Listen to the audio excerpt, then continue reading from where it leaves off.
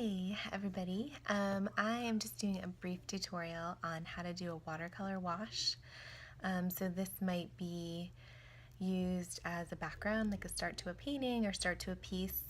Sometimes it's nice to just do a wash on a bunch of journal pages when it's new, and that way you don't feel like you're starting off from scratch or starting off with a blank space. It's just nice to have a little something on the page sometimes, so it's not that blank page staring at you, which can sometimes like trip people up a little bit. So I'm going to go through in how to do a watercolor wash, and it's always good to have nice art materials, but I realize sometimes all you have is your kids stuff. So I'm going to do it with just like simple Crayola watercolors that are usually the watercolors that kids get, and then just like simple things you might have. So it's good to have the thick paper.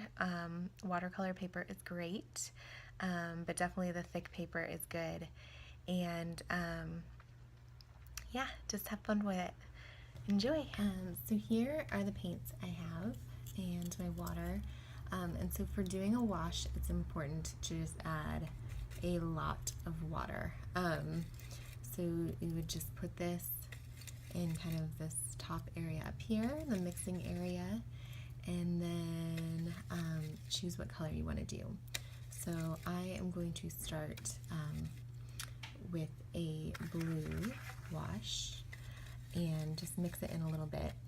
And it's important to remember, you may think you want like a lighter background, but it's important to remember when you do a wash that with watercolor, it's going to dry about 50% lighter than it looks right now. So when you're first putting it on the paper, it may look really dark, or it may be just the color you want, but that's not how it's going to look when it dries. So just kind of remembering, if you want it to be a little brighter, to make it really bright, or if you want it to be a little lighter, it's not going to look necessarily like this when it dries.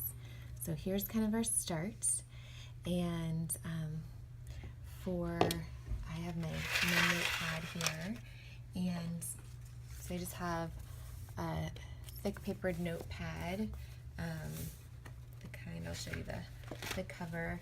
This one is not a watercolor one, it's a mixed media, a little bit thicker paper, and so that's what I have for today.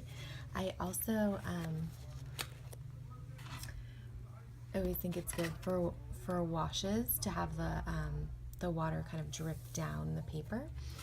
I want to angle my paper, so I just used a empty paper towel roller, and I squished it so that it can be kind of like a little wedge behind my paper here, and just so that the page is tilted down.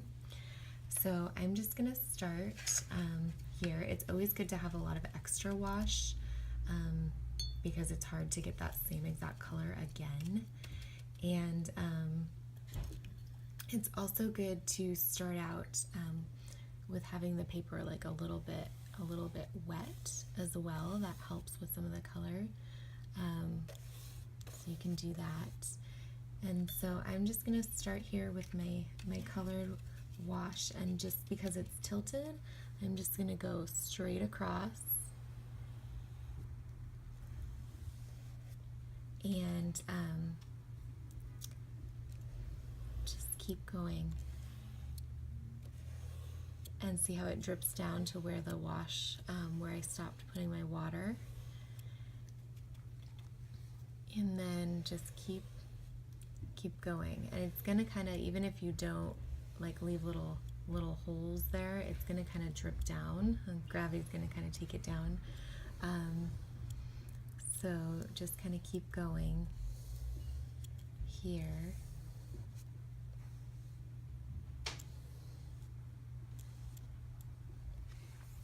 And if you don't, so this way it'll all kind of dry one color. So this is kind of what you would do if you wanted everything to be one color. If you want to change it up a little, you could always go a little bit more, but see on the top it's already started to dry. So when I go over it again, it starts to be a little bit different.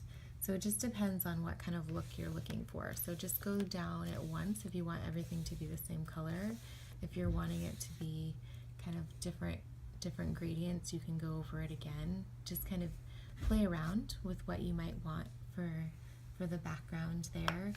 And I'll go ahead and let this one dry. And see how there's this pool in the bottom? You can also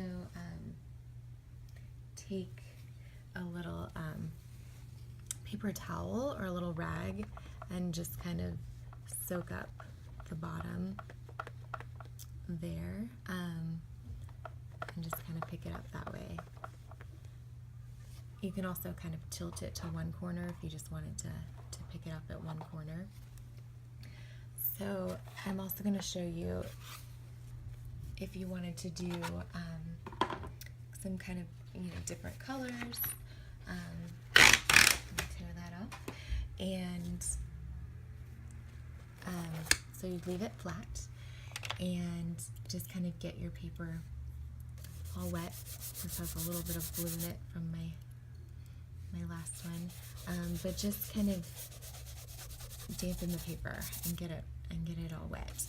And then you can kind of pick different colors you might want to have. So maybe this time I'll put in a little purple, and I'm just dipping my brush just straight into the purple because there's already a lot of water, and just kind of playing around with it. We put a little purple over here, and you can do kind of big strokes. You can, if you want a little more, kind of depending on what kind of look you want it to have. You can do kind of the splats if you want it to have different kind of textures. Just kind of playing around with what you might want to do. And put a little bit of blue in this one. And remembering that it looks really bright right now, but it's going to dry a lot lighter. So just kind of keeping that in mind.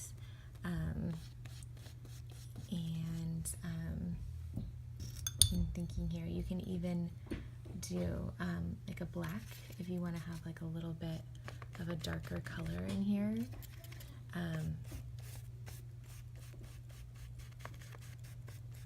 Get a little bit of a gray mixture.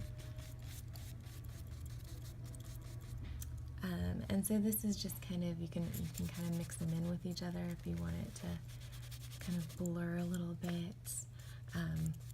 Just kind of play around with the colors and kind of see what comes out of it. You might choose just to put like a couple little streaks on a page and have that be kind of a background. It's up to you. Just kind of playing around with it. Watercolor can either be really awesome or sometimes kind of frustrating because it doesn't always like stay exactly where you were imagining it, and it kind of blurs into things. So just kind of keeping that in mind, just to kind of go with the flow a little bit when you're first kind of starting out, and play around with what might happen. All right, can't wait to see everybody's washes. And just to show you what the papers look like when they dry, here is one of them, the one where we did just the one color, and here's the one with